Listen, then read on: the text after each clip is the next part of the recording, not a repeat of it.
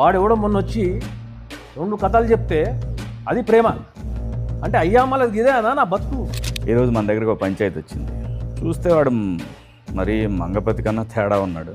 ఆడి కూతురు ఏదో పంచాయతీ. అరే ఇంకా నన్ను పిలవండిరా. బరబ్బరి చెప్పినావు, నేను గలీజ్గాండి. కానీ నీ తమ్ముని కూతురు వాని ఎవంతోనో ఒక రూమ్లా 30 నిమిషాలు ఉంటే 6 నెలలు వాడిని కోటు జుట్టు తిప్పించి పిచ్చి కుక్కని తిప్పినావు చూడన్నా. గట్లాంటోడు నా కూతురుకు లైన్ వేస్తే నా కూతురు వాడిని పెళ్లి చేసుకుంటా అంటే మరి నేనేం చేయాలన్నా చెప్పు, నువ్వే చెప్పనా.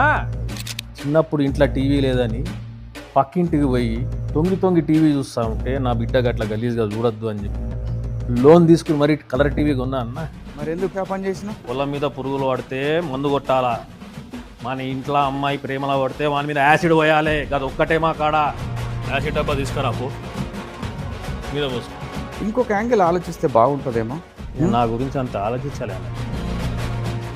నన్ను అడిగితే నేను చెప్తుండే కదా. అలా చేస్తుండే ఆడు. నువ్వు నా జాగాలో ఉంటే ఇట్లా చేస్తావు అన్నా. మంగపతి ఊపుకుంటాడా?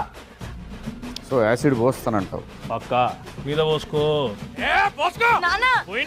మంగపతి తప్పు రాంగ్ అని చెప్పి ఎవడోడు అరుస్తుందంట కదన్నా.